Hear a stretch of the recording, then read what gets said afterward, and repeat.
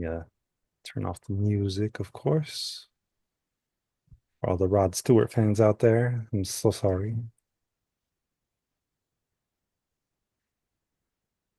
All right. So first and foremost, I want to say welcome to everybody that is joining in. Um, Shout out to Carolyn, Carolyn Cardosa, for anybody that's out there watching already. Doesn't look like we have anybody on the live streams quite yet, but shout out to Carolyn and Irene, who will be performing at the Las Fotos Project Quinceañera. That's a pretty big deal. 15 years of serving the community. So for anybody out there wanting to learn more, they can go to, I believe the Las Fotos website is lasfotosproject.org slash quince. And then also we have in the house several of our mentees who will be representing throughout the year as we produce more chapbooks. So definitely want to shout them out. Like I said, it looks like we have a few more people who will be joining in as shortly, I hope.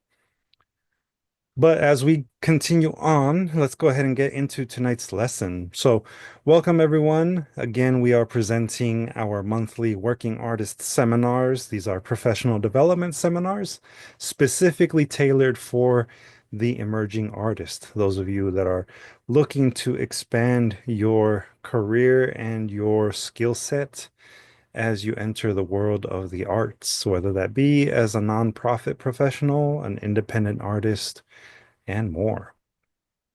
And as usual, we like to do a quick little recap of the previous lessons. So we're going to start off with that. We're going to do a quick little review, especially because this particular session on website design is going to incorporate some elements of design thinking.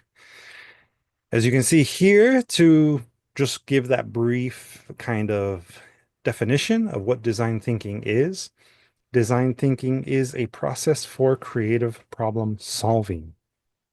And more specifically, design thinking is a human-centered, non-linear problem-solving process that helps you meet the needs of your customers, users, and or audience. And for those that might remember from last month, we used this little Venn diagram to kind of illustrate how design thinking works to a certain degree. So there are three principles that you can use to help you through the design thinking process. One of them being, of course, feasibility. How easy is something to accomplish based on the tech and skills that you have available to you?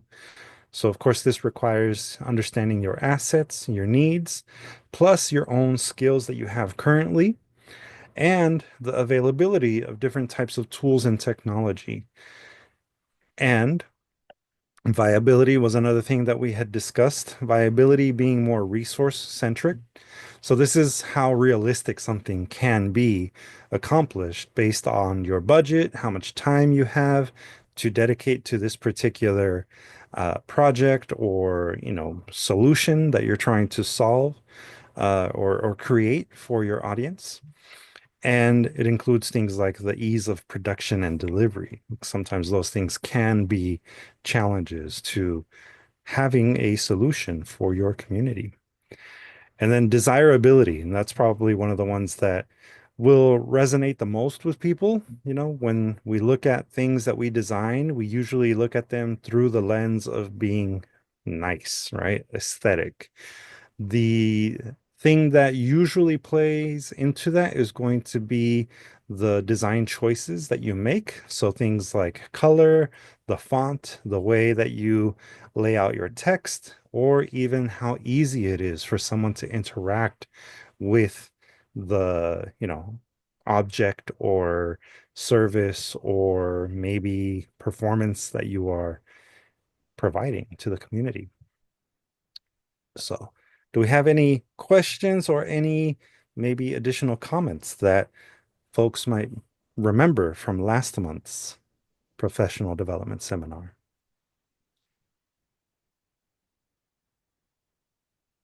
Feel free to use the chat depending on wherever it is that you are logging in from. If it helps, I also have this last slide on the review. Is there anything that anybody, kind of resonated with from last month's seminar on design thinking? I know we had some good discussions last month. Right? Carolyn wrote in the chat here on Zoom, picking complementary fonts came up for me recently. Do you mind elaborating a little bit on that, Carolyn?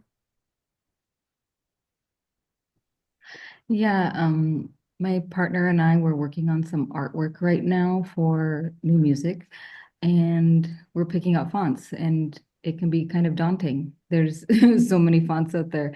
Um, we actually used like our own writing in as a font, and then picked something that was like complementary. So like what we wrote was it was like cursive, like script writing, and so trying to find something that was like a little more modern and like that didn't really have too much design in it. So something more on like the basic side, but still like wanting it to be bold enough that it stands out. But yeah, it's just there's so many fonts out there and like trying to pick which ones will like go together and not like overpower one another. And then also picking out like the right image that goes along with those fonts as well. Could you want to like tell a story with visually, even though like we do music, it's like, what visual is going to capture someone's eye before they even hear the song? Right. Yeah, a lot of the things that we create do have such a strong basis in how visual and visually appealing it could be.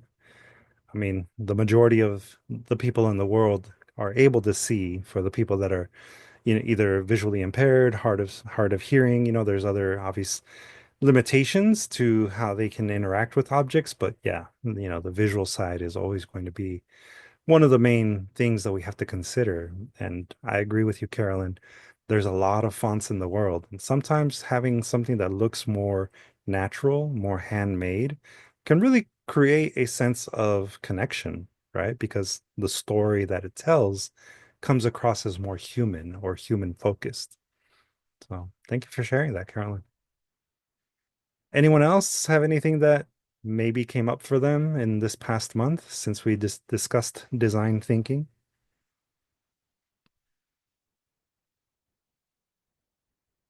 If not, that's all right. These things might come up for you this month. Exactly. Abraham gets it. All right. Well, let's go ahead and continue on. The last thing that I want to remind everyone, of course, about design thinking is, of course, your color palette. That is something that is very important, along with typography. Um, these other two things, design aesthetic, those are things that may or may not be relevant for your particular website design, in the sense of, they may not be things that you can change right away. But copy style certainly is going to be relevant. And this, when we talk about the copy style, that's going to be more your personal voice or the voice that you're going to use for your specific brand. That's why we do talk about a style guide in certain circumstances. And if you remember from our lesson last month, a style guide is going to help not only you as the creator of your brand, but also a graphic designer or web designer if you decide to invest in that particular resource for the development of your own website. The nice thing about technology nowadays, though, is that a lot of these things can be done either free or relatively low cost. So that's something that we'll be discussing definitely today.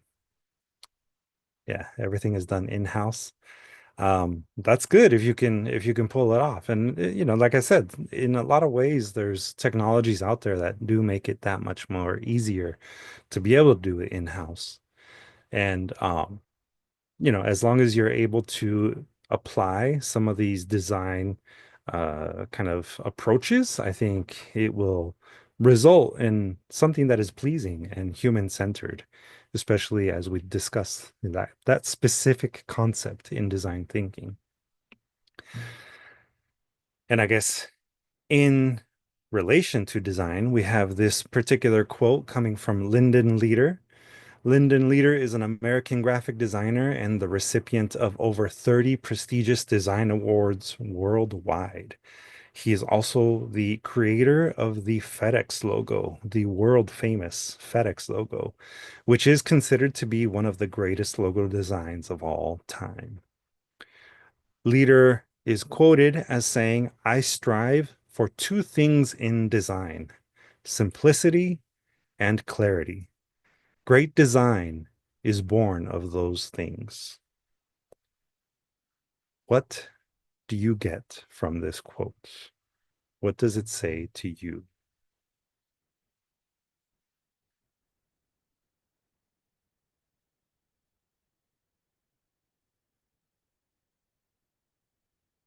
Now remember, there's no right or wrong way to interpret a quote. I'm going to type that in the chat. Sure. See if I can simply copy and paste that in the chat. There you go.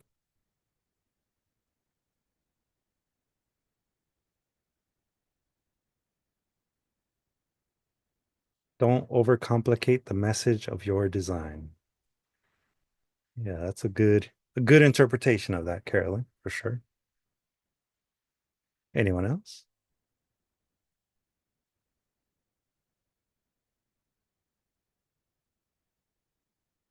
Any other responses? Abraham?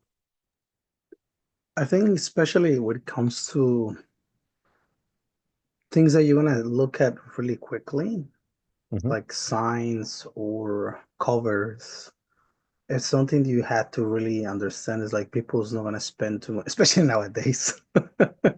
People's not gonna spend too much time thinking what you're trying to tell them.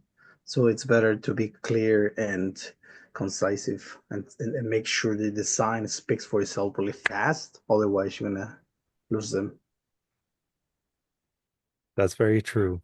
I think, for those of you that might remember, we do live in the TikTok age, and people spend way more time on TikTok throughout the day than any other app. And that's partly because of how quickly people can digest the content. So overly complicated things can sometimes bog the experience down. So that is a very good point, Abraham. Anyone else have a response to this particular quote?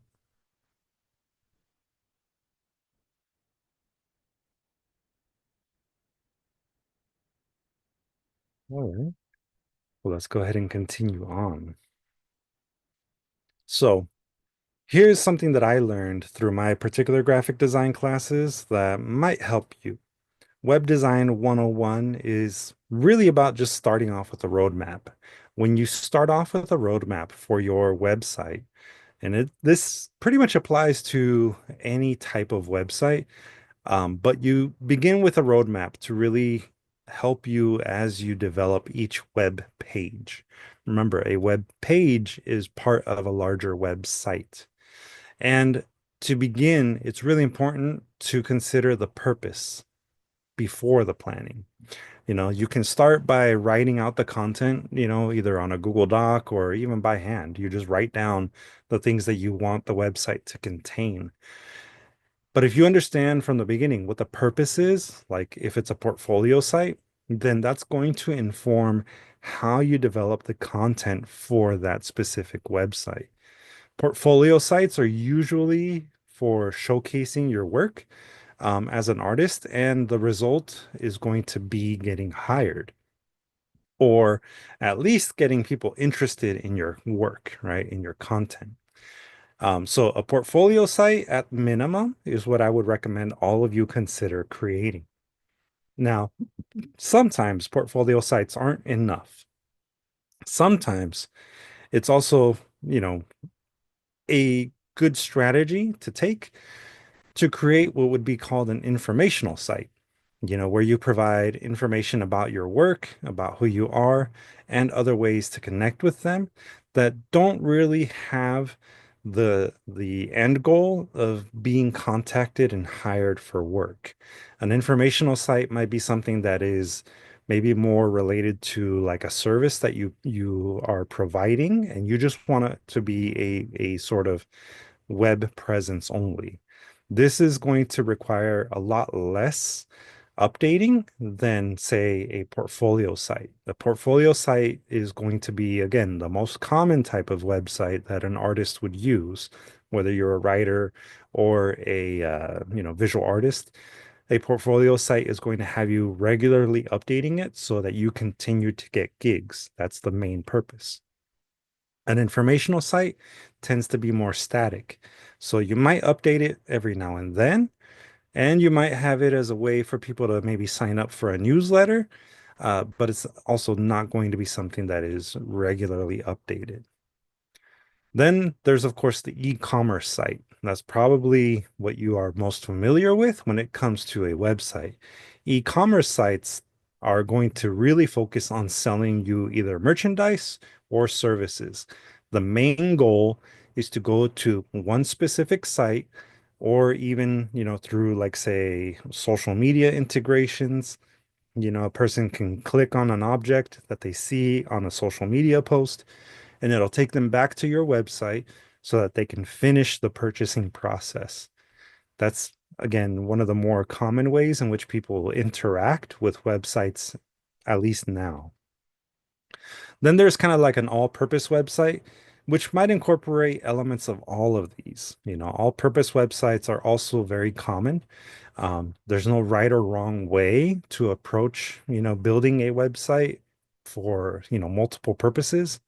However, it's really, really useful for you to kind of narrow your focus on one style of website from the get-go. What is the most important type of information that people are going to be using your website for? Again, consider the purpose of your website as you begin planning all the content that's going to go on it. Each different type of website listed here is going to have a different call to action for the main home page. Any questions here so far? No? All right. A way to think about how a website works is by looking at it from the lens of a wireframe, right? A wireframe is probably the most common way in which web designers develop a website. It begins with understanding that there is a home page, a landing page. When a person types in the URL, the web address for the website, the home page is going to be what they see first. And then from there, this is going to be kind of like a spider web. And on the homepage, you should have things that link to other pages that exist within that whole website's wireframe. Um, this reminds you of how Doichi uses her various social media. Yeah, a lot of artists, especially musical artists, tend to follow these sort of strategies by leveraging social media as a way to get people back to their homepage, to their website. That's why, again, websites are very important. You could have content living on social media, but when people want to really understand who you are and what you are able to do, a website is going to provide that much more like background information, we'll call it, on the individual. So, yeah.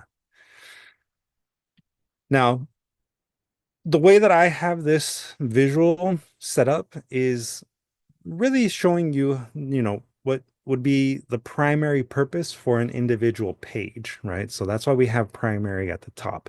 You might have a portfolio page, you might have a shop page, you should have an about me at the bare minimum, and a way to connect. Now, within each one of those pages you will likely have a secondary thing. So it'd be secondary information that people are getting out of that specific page. It could be also a call to action. The secondary call to action in the case of a portfolio page might be a link to a shop or a link to, have a person contact you so that you can get hired for whatever service you're providing.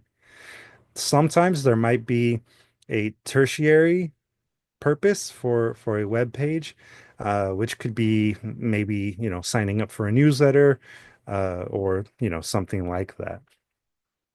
Um, is everyone able to see the screen right now, or is you can't see it, Abraham? Yeah. I can see it. Okay. Hmm. Then I'll get out and get in. Okay. Um, So, so yeah, this is what would be considered a basic wireframe for a kind of simple website, I would say. This isn't super broken down, or super complex. Uh, the Artist's Ways. This is similar to what you have seen in the Artist's Ways book, Angie. Yeah, I'm not the first person to create something similar to this, so yeah, you could probably find this on a lot of tutorials even for building a website. Now, when constructing a website's navigation menu, things to consider are, again, the information or the action that is most relevant for your website's, average visitor. Again, going back to the purpose, right? What are they there for? This is always going to be a question you want to ask yourself as you're creating your website. What is the goal of the person visiting your website? Is it to learn more about you? Is it to maybe see other projects that you have created? Is it to hire you? Or is it to purchase your latest product or service? Now, what I'd like you to do right now to help you begin the wireframing process is write a list of informational categories that are relevant to your personal website. Think about what it is that you want people to come to your website for, and what are going to be some of the categories of information that they're looking for. Some examples can include obviously the home page, but also an about page, or maybe a blog, or it could be a web store, might be a portfolio, and it probably will include some kind of contact information. So create that small list of categories that you want to have as your primary purpose for the specific web pages you're going to be building. And if it helps, you have here a little example. All right. So you're going to have a home page. And again, any one of these could be your home page. It could be that your portfolio is your home page. But think of maybe 2 to 3, up to 4 specific categories of information that you want to have as web pages on your website. You can include them in the chat if you choose, but definitely write these down for your own reference later.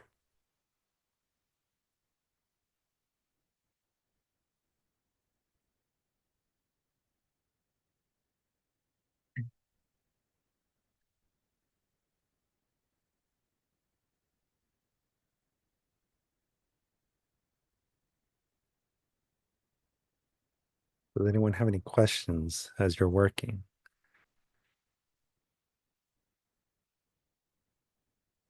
If not, that's all right.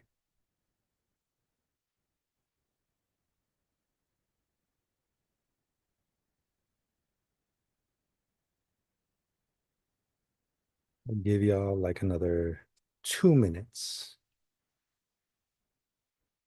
to create your little list of informational categories.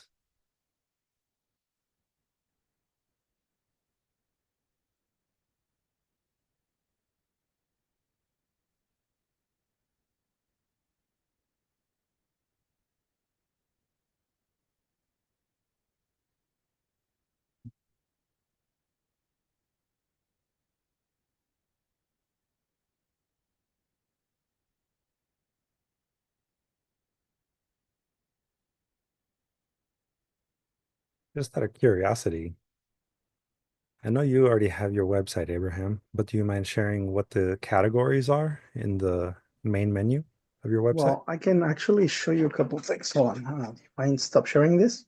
Sure. Okay. So first, this kind of relevant.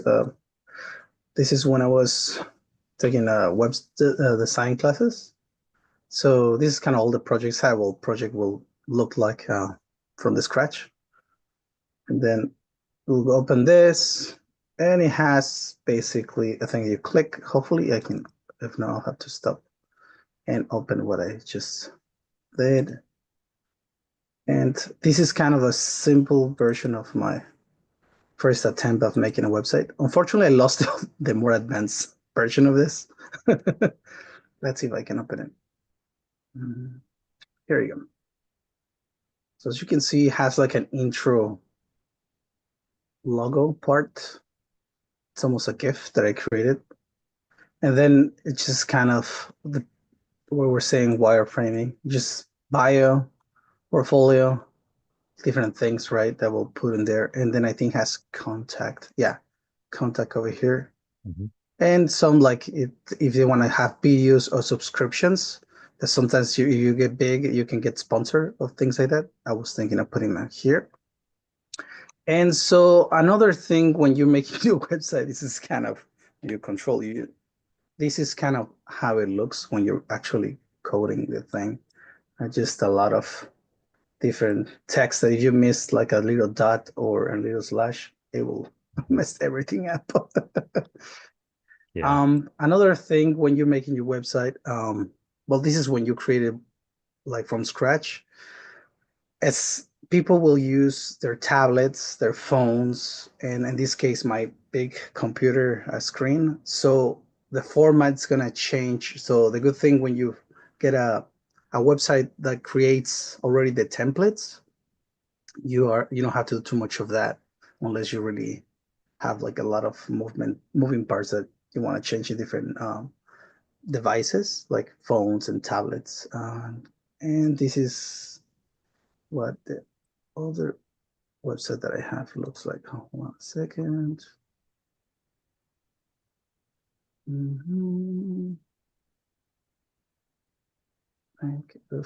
What is, oh, It is here worth it's. noting as Abraham prepares to share that your website again doesn't have to be something that you code by yourself. Mhm. That coding language is something that you do have to learn if you want Yeah. to be that precise. But as Abraham said, there are a lot of services that do provide templates that are very advanced now. Yes. Do some really cool things that you know maybe you couldn't do even like 5 years ago. So Yes. Definitely, it's so easy nowadays. yeah. For example, this one I chose this type of format. First, I have this is the website. Homepage is here. And I have these ones over here. But also, besides these ones, just for quick access, I have a way to do it from here. So Mhm. basically, a little bio at the beginning. And then I have this thing that I call gallery. So people just click it and it will have, from weddings, fashion, events, pregnancies, portraits, art prints, behind the scenes, and towards also the contacts. So I have contacts here, email, and for the Instagram, I decided to create this so people will just click it and automatically would send them to my Instagram. So once you have the things that you want to have, it's just a little easier. See, you go to the homepage, you create like your home, you have your gallery. See, these are the things that Luis is talking about. You have all these things that you can go to, right? And it's good to break them down so people will just go to the ones they're interested in, especially contacts. Make sure the contacts are really visible. Yeah. So there you go. Yeah, again, for your own purposes, some of these things might change. That navigation menu might be slightly different. However, at the bare minimum, I strongly recommend that all of you have an about so that people can, get to know you a little bit better, and a contact, a way to reach out to you and either contact you for services, for purchases, for interviews. You never know what people are visiting your website for. But at the bare minimum, those would be two categories that you can have as informational pages on your website. And another one is having stuff that you can sell stuff like, or you can, which I haven't had put on mine, but e-commerce stuff that you can have either like t-shirts, albums, or at least the places you can send them to buy them. It's good to have that as well. Yeah. And uh there's a lot of platforms out there. Weebly that Angie mentioned in the chat is also a very good platform that you can use to build a website. I'll actually touch on that specific platform in a moment. And Navor in the chat added that or maybe I should say suggested that under shop, you could include places that may carry your work. So it doesn't have to be an actual store. It could be a way to purchase, such as, this chapbook can be found at the Distill Arts website with a link to the site, or it can be at, X bookstore. So that's also another way that you can use a tab or a web page called shop. And if coding is going to be your next art form, Navor, then all power to you. That is actually a type of art. Web design itself is an art form, and coding is an art form, and it can actually produce some amazing things in the right hands. So, if you're going to take that on, I definitely applaud you. But yeah, I'll the choose most you from afar. And like Abraham said in the chat, yeah, the most important thing is to make it easy for your customers. Because again, this is about being, using that design thinking concept of being human centric. You want it to be accessible, you want it to be easy, you want it to really focus on your audience's experience. Um, so that's step one. Now, step two, as you think about each informational category, now think about what is going to be the information that is found on that page. Also, try to identify what your call to action is. A call to action is very important for website design because it's the thing that pushes people to go even further down the rabbit hole. Um, or maybe not necessarily the rabbit hole, but to get them in contact with you. Again, a lot of the artists that I know use their website as a way to get hired. That is one of the primary purposes for us creating websites as artists, as entrepreneurs in general. So, what is the call to action? As an example, on your homepage, if you decide that your homepage is going to be one of the main primary pages, you could have a brief artist bio, something short, maybe like 2 to 3 sentences. And as an additional bit of information, a secondary piece of information, upcoming or current events that are happening, that you are hosting, that you are leading. It could be a reading, it could be a workshop, it could be an exhibition that you have coming up. And as a call to action, it could potentially be the event registration link. That could be a button that is a very obvious button that you want people to click on so that they can then sign up for the upcoming event that you have. Another example would be an about page. On the about page, you would definitely have a full artist bio. That's going to be the main thing that people are going to be looking for in an about. You could also have a list of past publications or past exhibitions or awards, any kind of honors that you've received. Those would be good things to have on an about page. And as a call to action, it could be maybe an invitation to follow you on social media, or maybe an invitation to sign up for your newsletter if that's a part of your strategy. A newsletter can be both a paid feature in some cases, or it could be a way for you to just simply let people know that you have an upcoming event. So a lot of these things are going to go back to what the main purpose was of your website. Was it to sell stuff? Is it to get people to sign up for events. All of those things, an invitation for revolution, as Abraham said. Those might be the reason why people go to your website. So again, think of two types of information that people would be looking for on a specific page in under one of those categories that you listed, and think about what the call to action is. What is it that you want them to do, on this particular page? You don't have to have it all completed right now. Obviously, this is an exercise to get you started, but I'll give you like about maybe 3 minutes to brainstorm some information that you want people to get out of the web pages that you will be developing.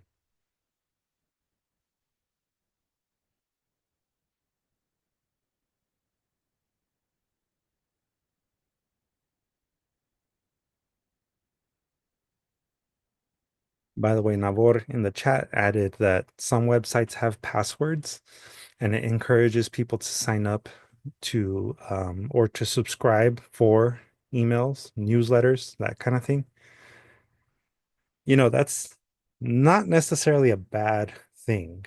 It can be annoying in some instances, but again, ultimately, the purpose of the website is based on what you want to do, right? As a working artist. And if a newsletter is something that is a subscription-based newsletter, if it features exclusive content, then it's not so bad to create that paywall. But again, think about your audience, right? What is the purpose of the website? What is your audience trying to get? And are you making it accessible as well? If you finish your website in 10 minutes, I'd be impressed. I know Abraham works super fast, but not all of us are Abraham. Not even close. Spoken like an Abraham. Well, I think some of them can win because some of them already have websites, right? I think That's Caroline true. has probably one. That is true.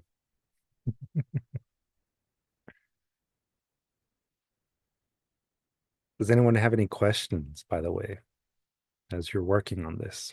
Maybe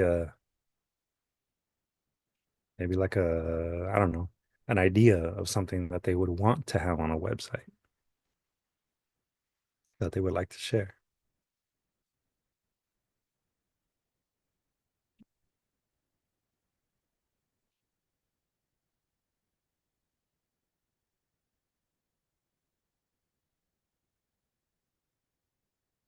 If it helps, here's a little visual.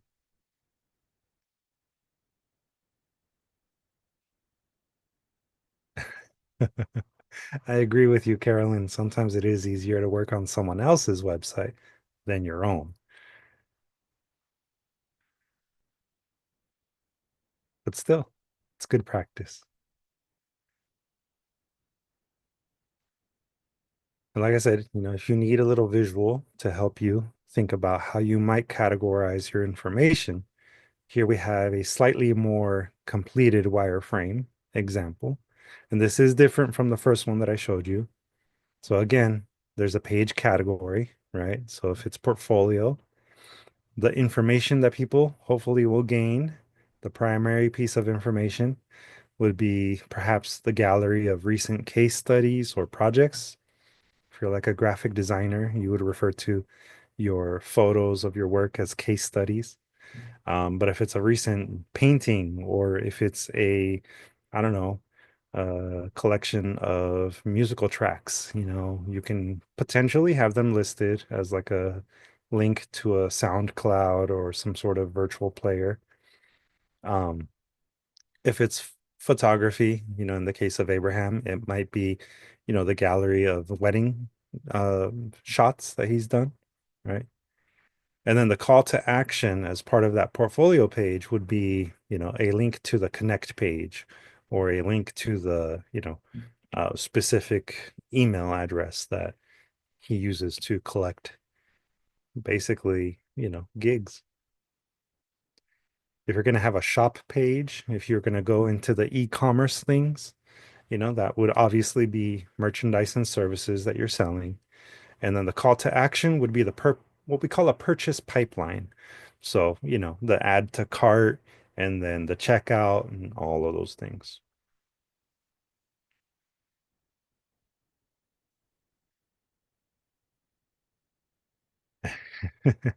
Yeah. We're not trying to give you any anxiety, of course. Um, but I can understand, these are sometimes overwhelming tools, right? That we're encouraging you to use, but planning is an important part of being a business owner. And as working artists, you are entrepreneurs. From the very beginning, we discussed that it's important to have that entrepreneurial mindset. You are business owners. You are acting on your own personal interests. All of you are showing up for yourselves every single time that you come to our program. And I think that that's really valuable. And that's really, really a sign of your capabilities ultimately, because you're an artist and you are using every opportunity that you can to express that. So it is good to have this ready, even a basic website. Like I said, it doesn't have to be a fully formed, like e-commerce Etsy style website. That might be not the purpose of your website right now. If you can build some of those features into a future version of your website, that's great. But right now, the main focus is have a portfolio, have something where people can go learn more about who you are and how they can connect with you. And if you have it set up so that you could sell copies of your chapbook in one form or another, great. We'll do some marketing as publishers, but the reality is that most publishers can't afford to market every single thing that they publish. And we need your help as artists to make it really be disseminated throughout the world as it should be. I like how you frame it though, Nabor. Being ready for the blessings or opportunities that come with completing long form work. Yeah. Even if it is a website that links to everyone's website, that's perfectly good. You could also hire Dr. Rosie, that's for sure. She is a great Promotions, person. promotions.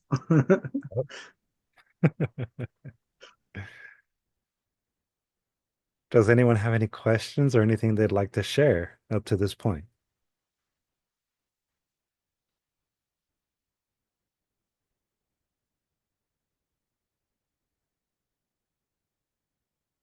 Buckle up, y'all. Yep, that's right now. All right. Well, let's go ahead and continue on and discuss some important things to remember. And we did cover this before, a lot of these things do apply across all mediums. So this isn't just for websites. This is also for chapbooks.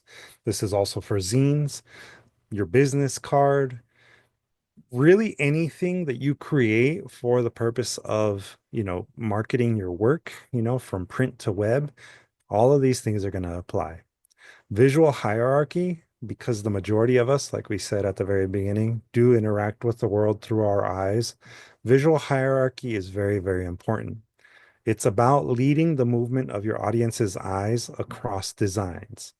And a way to do so is to be consistent with the way that you use things like your fonts. Headers are always headers. Body sections are always using body text. That way people know what they're looking at and why it's important to be read first. And on that note, it's also important to keep your font selections simple and consistent. Again, like we talked about last time, it's about readability and legibility.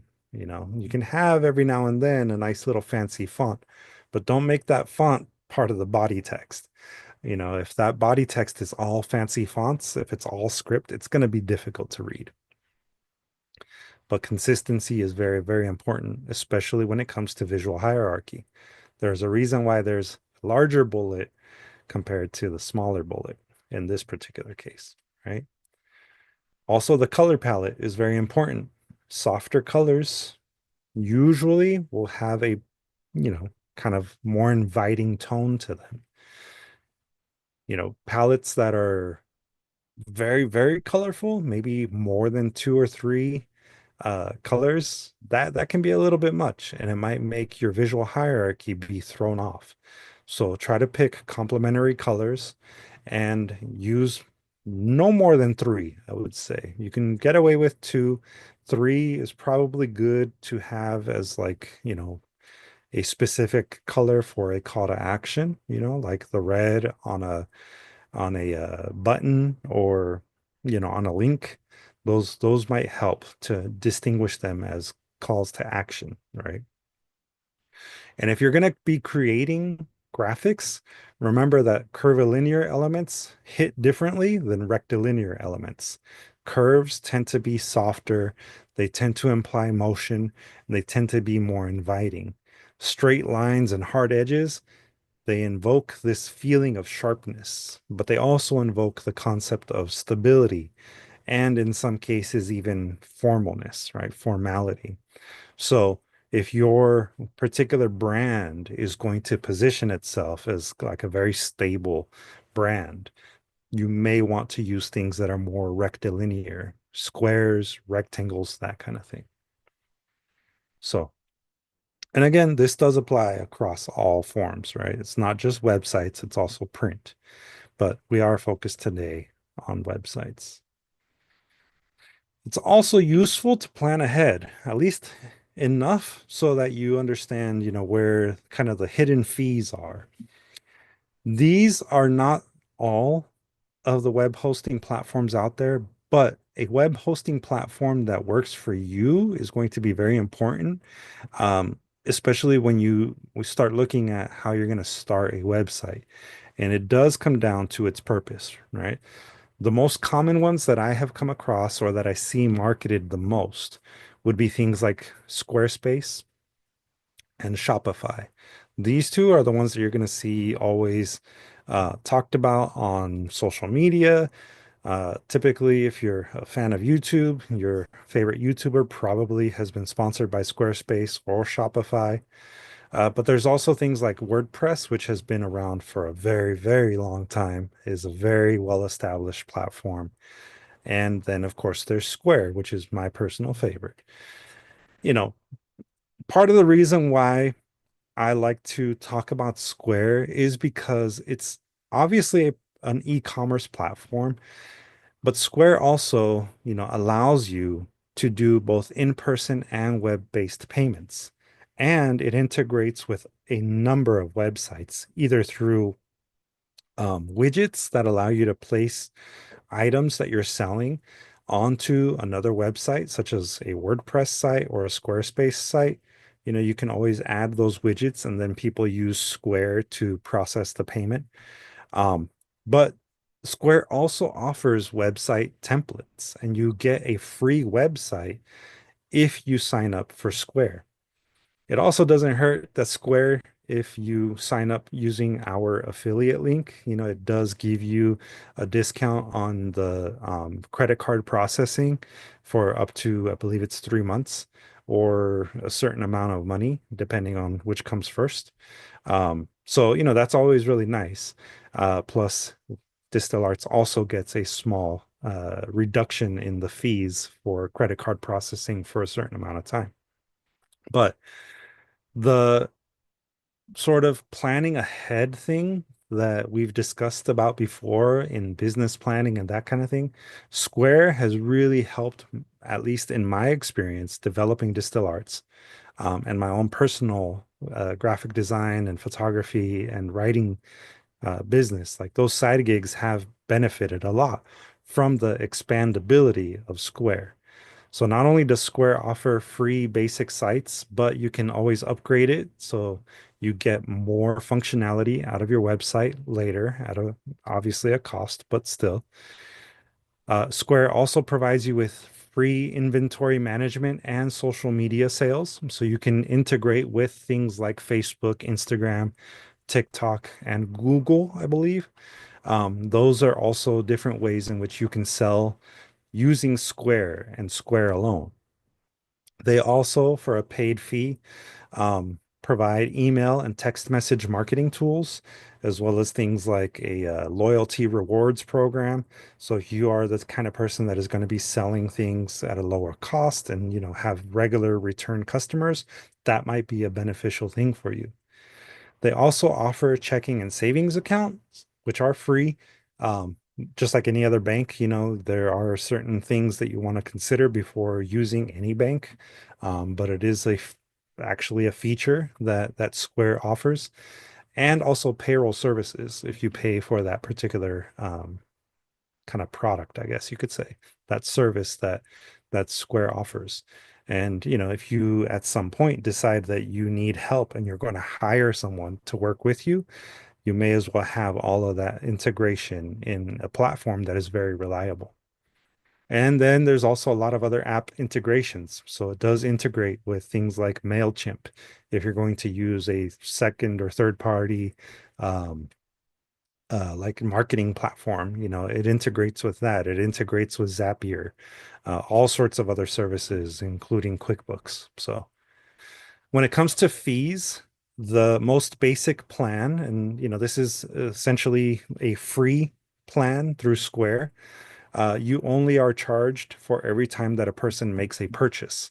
So it begins at 2.6% plus 15 cents for a transaction that is done in person.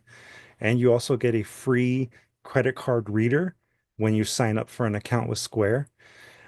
If it's going to be transactions done through your website, it's 2.9% of the transaction plus 30 cents. So that's for the credit card processing. And again, you get a free website and you get a free credit card reader that allows you to take payments both in person and obviously through the website, you can get, online. Um, Square, again, we've been using it essentially since the beginning of Distill Arts. So if you have any questions about it, I could probably answer a majority of them. We definitely need to be sponsored by Square. We really should be. We're not officially sponsored, but we do have that affiliate link. So I'll add it in the YouTube videos comments later. Another one, like I said, that most people are familiar with, especially for e-commerce, is Shopify. Shopify is an e-commerce platform. That's like their main thing. So if you are going to be really focused on selling goods and services, Shopify might be the one for you. It is web-based and there is the ability to take payments in person. However, with Shopify, if you're going to be taking payments in person, you do have to spend the money on a credit card reader. They do not provide one for you. And, if you're going to be doing the like Zine Fest, book fair, book festival type of deal, having a credit card reader is really, really important. There are other options for that, like PayPal, or even your bank might offer the ability to open up a business checking account. And then you purchase the credit card reader, or in some cases, they might give you a credit card reader based on the volume of transactions that you're making. But again, you do need to have a credit card reader nowadays if you're going to be selling in person. Um, yeah, Shopify, Spotify, they're very similar. So I feel you on that, Navor. But Shopify does offer a lot of website templates. And as part of the basic plan, you also get email marketing, which is very useful. Again, some websites allow you to do paywalls where your newsletter can be a paid feature, a like subscription feature. So that's something to think about if it's going to be part of your larger strategy. Um, the types of services that you do get through Shopify include obviously web hosting for a certain amount of like storage space. You can host videos and you can host documents, that kind of thing on their website. There's also the email marketing tools that are included. Like I said, you can directly sign up for a newsletter and send out newsletters, email newsletters through Shopify without having to go to a third party. You can also manage your inventory and make sales through social media. So very similar to Square in that sense. If you're going to be maintaining stock or inventory on different, books and zines and merch that you're creating, that's something that is very, very useful to have. Both of the social media sales and the inventory management and the ability to create mailing labels and that kind of thing. All of that stuff is very, very useful and can be done through pretty much all of these, with the exception of WordPress. But Shopify and Square is definitely the easiest way to do that. Fees wise, this is where it starts to get a little more complicated. With the fees on the basic plan, Shopify starts at $29 a month for the year, for a yearly plan. So this is like a discount if you pay upfront for a full year. If you decide to go month to month, they charge you $10 extra a month. So it's $39 a month. In addition to that fee, that monthly fee, you still pay for the credit card transactions. So for an in-person transaction, and again, that requires you also buying a credit card reader, Shopify will charge you 2.6% plus 10 cents per transaction, up to 3.5% for what they call premium cards, things like Discover or American Express. Um, those charge more, 3.5% plus that 10% per transaction fee. Online wise, when you're talking about purchases done through your website, it's 2.9% up to the same 3.5% on American Express cards, plus 30 cents per transaction. So there's a range of what they charge per transaction, which is not that different from Square, but those special fancy Discover and American Express cards, those they do charge you more if people use those. Granted, they're a little less common out there in the world, but it is something to consider. WordPress is, I think, a good option, especially for writers. It is primarily a blogging platform, and it also features paywall content subscriptions, which again, we did talk about that, right? There's, those password protected websites that sometimes can be a very useful part of creating revenue for you. These are really, I guess, the use case for WordPress is really more for literary or portfolio style websites, or even informational sites that don't really get updated all that often. There's both a free plan and a personal plan, and both of them work with the pay gating content. So the free plan does allow you to, set up subscriber based content. If you pay for the personal plan, which is only $4 a month, that one also works with that specific feature where you create subscription-based content. They also have built-in newsletter features and also RSS feeds, which if you want to, you can have a free plan, and then using your RSS feed, you can actually have your blog posts appear on another website that is maybe hosted by Square or Squarespace or even Shopify. So that is something that you could potentially use as an added sort of feature or service. Um, WordPress also has the ability to accept donations and tips. So if you want to use that as a way to gather like support from patrons in a similar way as Patreon is set up, that you can do through WordPress using both the free and the personal accounts, the cheapest accounts that you can get through WordPress. Again, there is the free plan, so it's $0 a month. However, there is a limit of how much storage you get. You only get up to 1 GB of storage, and I don't believe you get any kind of video content posting. And the storage refers to everything from the images that you upload as part of your website to documents if you're uploading PDFs and that kind of thing. So it is important to consider storage limitations when you're selecting a specific web host. The personal plan through WordPress begins at $4 a month. It does increase the storage space. And like I said, it also offers the pay gating. So you can have subscribers pay you through WordPress to have access to your content. And then even their premium plan, which gives you up to 13 gigs of storage, even that is pretty affordable. It's only $8 a month. Something to consider though is that for every transaction that WordPress basically does for you, it can be anywhere from 4% up to 10% plus whatever the transaction fee is. So if you have regular subscriber content that you're posting, depending on which level of plan you have, it could be either a lower transaction fee or a higher transaction fee. Obviously, the cheaper the plan, the higher the transaction fee.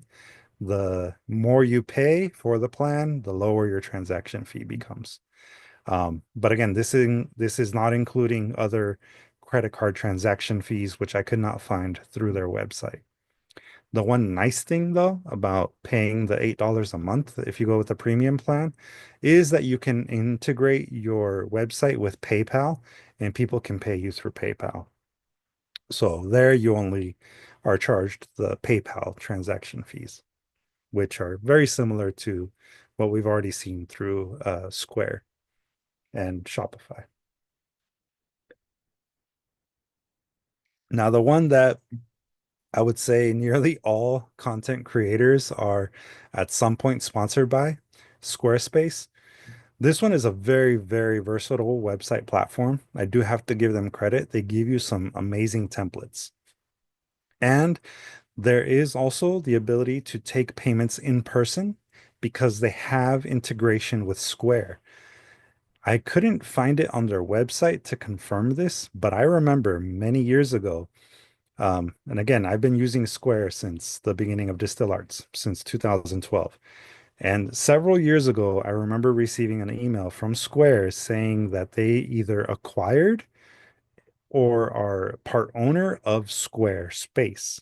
So it's a little confusing because their names are so similar. However, Square does integrate with Squarespace, and that is how you can take in-person payments. So you do have the ability to do in-person payments as well as obviously your web-based payments.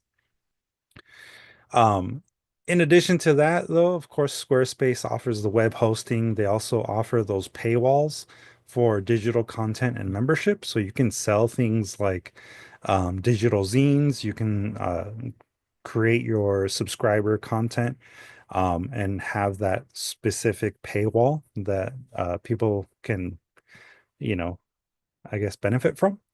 It also has the same sort of social media sale integrations with Meta, so Facebook and Instagram. I don't believe you have any other type of social media that you can use currently with Squarespace. However, I'm sure they're always updating it. And then just like with Square and WordPress, and I believe even Shopify, you can accept donations depending on how you set it up. Um, donations are, if you're collecting donations as a nonprofit, there's specific language around that. If you're collecting donations as an individual, just know that that is still, um, taxable revenue for you. So with Squarespace, they start off at $16 a month for their most basic plan. That is also a yearly plan, so you pay upfront the whole year and it comes out to $16 a month. For this basic plan, you have a 2% online transaction fee, and then there's a 7% transaction fee for those subscriptions. So those digital downloads, those memberships, that kind of thing. So do have that in mind. And then there 2% online transaction fee is on top of the 2.9 up to 3.2% plus 30 cents per transaction for the credit card processing. Of course, for in-person sales, because this is an integration with Square, the very first one, you would be charged the in-person transaction fees that Square charges for any kind of credit card transaction. But it does integrate with your inventory management and all of that stuff that Squarespace provides. So I hope that helped. I realize it's kind of boring, but again, these are the what I would consider the top four web hosting platforms that you will likely find if you do a search. And a fun fact, Angie brought up the web host or website Weebly. Weebly is actually owned by Square. So the free website that you get through Square is a website that is hosted by Weebly. And, Weebly, just like all of these other ones, offer those website templates. You don't have to sign up for Square in order to use Weebly. However, like I said, if you're going to be doing the in-person sales thing, I strongly recommend that you really just invest from the get-go in a platform that allows you to do in-person transactions. And that could be for any kind of service or, uh, you know, merchandise that you might be selling through your website. Um, yeah, I'm not too familiar with Hostinger, but Carolyn, if you've already started working on your website and are using Hostinger, then definitely keep at it. If it has all of the features that you're looking for and it works for you, by no means do you have to use any one of the ones that we discussed here. Um, the reason why I focused on these four, though, like I said, is because these are the ones that are the most common, and also the ones that I know the best, or at least in terms of the most oh, what's it called? Consumer awareness, right? Those have the highest consumer awareness in my experience, which is limited, I will say. But thank you for sharing that added one. Hostinger, Hostinger. Does anyone have any questions so far? I know this isn't the most exciting part, but that is yet to come. Again, as you think about what web host you want to use, design thinking is going to always bring you back to these basic concepts, right? Put the human needs first, right? Which one is going to be the nicest looking? Which one is going to be the easiest for you to use? Which one is also going to be the cheapest and most affordable one for you right now? Think about that Venn diagram, right? Which one has a nice balance of desirability, feasibility in the sense of what is, possible given your skill level currently, and then viability. Which one can you essentially afford? Which one is the one that's going to require more time for you to set up? All of those things. Luckily, all of the ones that we did cover do offer those website templates, like I said, and depending on the plan that you are able to afford, you can always upgrade it. You can always modify it so that it really adapts to your needs in the long term. Now then, let's see who does it well. This wouldn't be a proper website design seminar without us doing a little bit of critiquing of other people's work. So for that, let me share with you here some websites that we have come across in the planning process of this seminar that we think work really well. The first one here is the website for the author Sandra Cisneros. Sandra Cisneros, for those that might not be familiar, is a poetess and writer that has been in the field for decades. I believe she's also a Nobel Award winner, if I remember correctly. But what do we notice right away? What do we see as we land on the homepage here?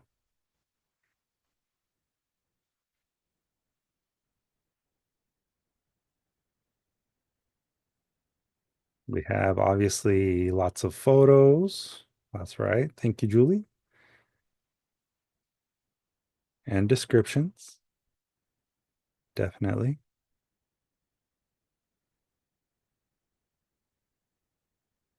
And again, this is the homepage. So as we scroll, yeah, there's accolades, no distractions from the content. Very good. Yeah. Ultimately, it's a very simple website. There's nothing that's super fancy about it, but that also I think says a lot about, the purpose of it, no? It has a very simple navigation. That's right. And I also think that it's really nice to see that it is bilingual on the very, very first landing page that we have. We have things that are both in English and in Spanish, using the layout to the benefit of the audience. Sandra Cisneros is a bilingual author. Therefore, Sandra Cisneros probably asked their designer to create something that is going to be accessible in that way. Also, if we look at the categories for the header up here, you'll notice, right, there's the home. There's also biography, news, books, events, letter, guest book, homenajes, and pilón. And if we were to click on each one of them, you'll probably find the information you expect to find, right? Biography, it's about Sandra Cisneros, right? So it gives you a sense of who Sandra Cisneros is, and that's basically it.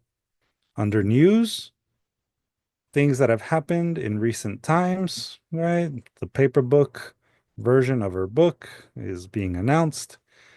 Other things that are just your occasional updates. Books, I think, is going to be pretty obvious. They are books. These are the things that have been published by Sandra Cisneros that are currently available. And if they're not available, it at least gives you information about it. We also have events. If you notice here, more info, it's highlighted. It's kind of a small call to action, but it's there, right? Everything is pretty consistent, etc., etc. And if we go to Pilon, Pilon is just extra little things. And it is a unique way of showing off Sandra Cisneros' Instagram, right? So this acts as kind of like a little connect page, right? It's a way for us to be able to find more information about Sandra Cisneros and to be part of the Cisneros community. I don't know how familiar some of you might be with Peter McKinnon, but Peter McKinnon is a Canadian photographer and content creator. It's pretty well known in the photography YouTube circles. And this is his website. And this is just what we see when we go directly to the website. This is the landing page.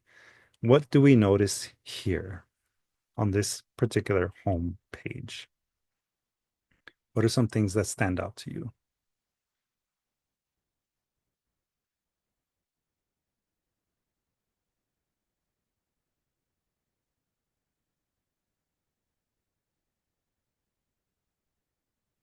And again, keep in mind he is a photographer and content creator for YouTube, or on YouTube, I should say.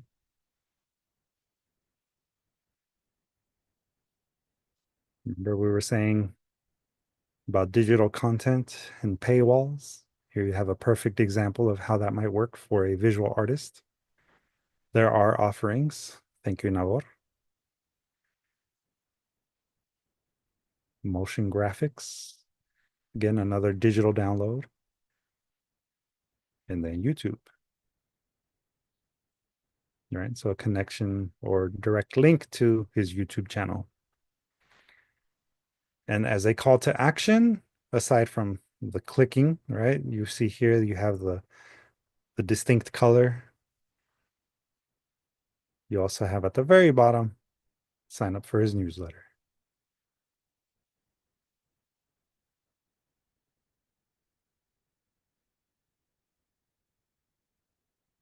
I know that because I do occasionally watch Peter McKinnon's YouTube channel.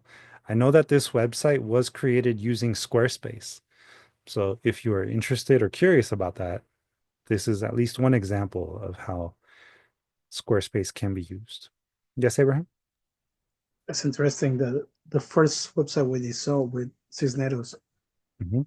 it's heavily text, you know, and Mm. this one's more visually heavy, Yeah, because of the two forms of art they use. right. Even the little signature on the left corner. Uh-huh. It's so tiny, so it's everything's about the visuals on this one. Yeah. Which makes sense, he's a photographer and content creator, right? And if we look at the informational categories that are listed on his website, you have shop, which you can barely see. Then you have the about, right? And then you have contact. So they're not super prominent because those, I would probably argue, are not the main call to action. The main call to action is to scroll, right? And what are the main things that we see first and foremost? Merch, limited edition drops, limited edition prints, Lightroom presets, motion graphics. So the real point of his website is to be more passive revenue, not active, right? So he's not trying to get hired to do photography gigs. He's just trying to sell you stuff. And there's no shame in that, right? Now, this next website we're going to visit is the website someone very near and dear to our hearts. See if y'all can figure out who this might be from the jump.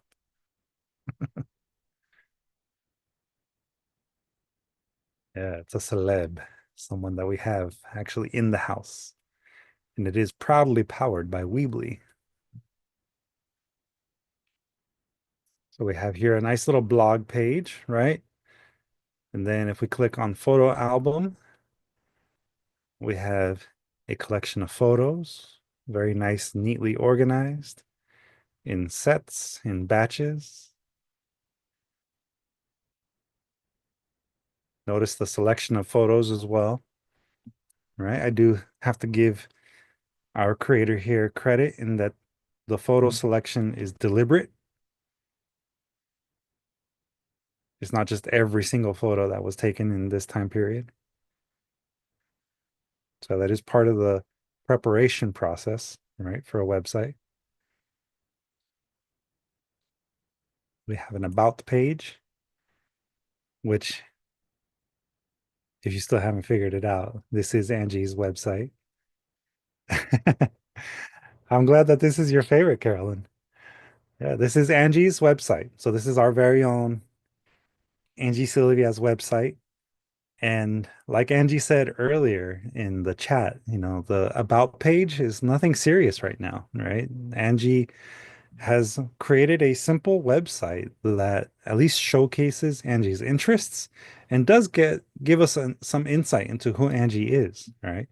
It's you know, uh it's a way of not overwhelming her two Instagram followers and her cat. So, yeah, and then of course there's the contact page, right? And we have a simple form that allows you to get in touch with Angie, right? To talk about photography, to talk about uh, you know, writing. I love the about description. Yeah. So as you can see, like your website can be fairly simple, but still enough for people to get a sense of who you are, right? And it doesn't have to be something that you're spending a shit ton of time developing right away. I do have one more website to share. Abraham already shared his. So in that same spirit, I share now with you this. So this is my website, my personal website. It is a work in progress. I will not tell you that this is something that I have entirely finished. However, it's more or less how I want it to be. Remember our quote from earlier. In design, it is really good to have simple and clear communication. And yeah, it is a work in progress to a certain degree. But for the most part, this is all I really feel I need for my personal website. So this is the homepage. There is nothing more. all you get is just my hello and a brief description of my, my backstory, right? I'm the founder and director of Distill Arts. Uh, if you click on who is Luis, it takes you to my about page with a small portrait of me, my slightly longer bio that explains to you that, my interests really are based on my upbringing. So it's very cultural in that way. This is also a collection of all of my different credits as a publisher, as a poet. So all the different ways in which I have published or self-published work. These are my exhibition credits, all the times that I have been a part of an art show or a photo show, some awards and recognitions that I have received dating all the way back to 2005, and then my 2 artist residencies that I have had up to this point. So very much something that I uh what? Forgot to list model. I appreciate that. But yeah, this is it, right? And then as a call to action, people can learn more about Distill Arts. And then, of course, being that this is also an about page, I do obviously need to clean up my Instagram. However, I have also added follow on Instagram. So you can follow my personal account there, which I have not used in over a year and a half now, I think, maybe even longer. But like I said, it's all kind of a work in progress at this point. Now, I did build this using Square, so full transparency there. Um, and again, we're not sponsored, but I definitely believe that Square offers a great platform because if you click on buy stuff, you can see here my collection of photo prints that I have on sale at the moment. And these are pretty old. So a lot of these things are from several years ago. It does require updating, but again, this is all based on Square. If you click on it, it creates the purchase pipeline like we talked about. So it's kind of simple that way. Um, and then if you go here back to the homepage, click on latest posts, you will see this is where I am still building it out. This is going to be essentially a blog where I'm going to be highlighting not just my poetry, but also my photos, art, and other things. Um, and I only just today actually uploaded this. I know that it said February 15th. I need to actually fix that on the back end, but this is a semi-edited version of the preface from my first collection of personalized poems that I did. So, yeah. Any questions about any of the things that we covered so far?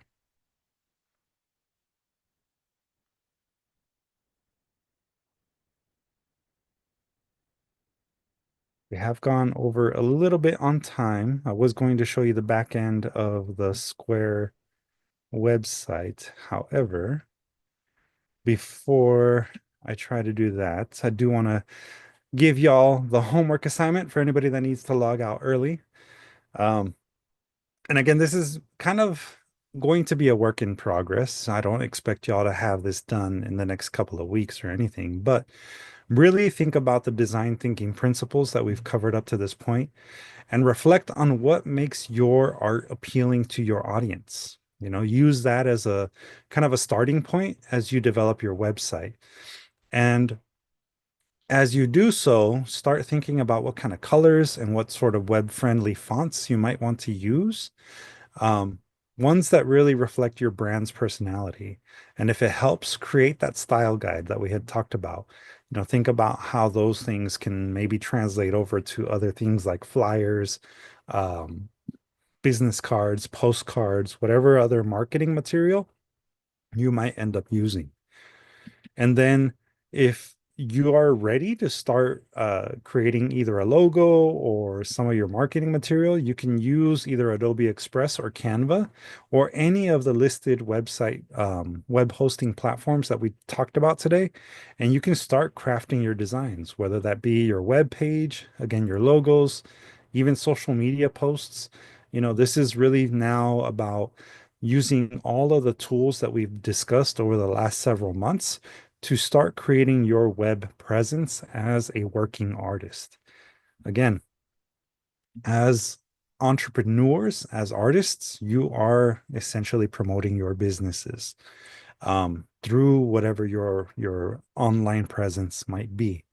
So think about these principles that we've been discussing and see how they apply in your life. Again, you don't have to have your website finished in the next month or so, but if you want help, obviously we are here to provide you that support.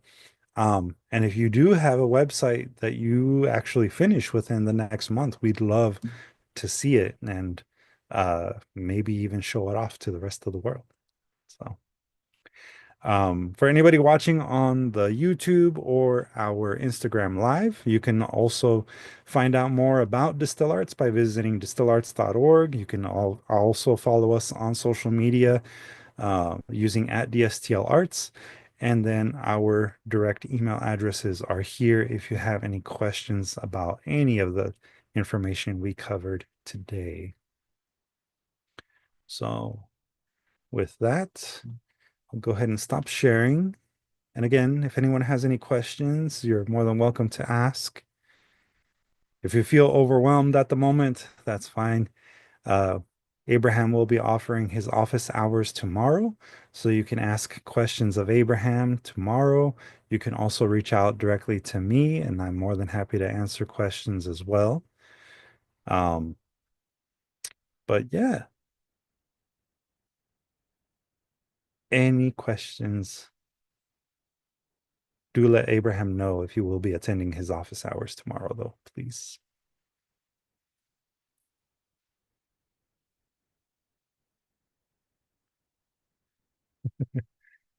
Abraham has his running club date tomorrow. All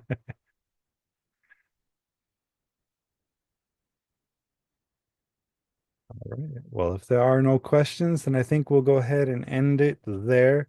Thank you, everyone, for joining us tonight. I hope y'all have, a lot of inspiration after looking at the websites that we looked at and, thinking about the content that we covered. Again, don't feel like you have to have a website complete within the next week or two. This might be something that you develop over the course of, a month or so. And if you want our support, we are more than happy to be there for you. So take care, everyone. I hope y'all have a great rest of your week, and we'll see y'all soon. Take care, everybody.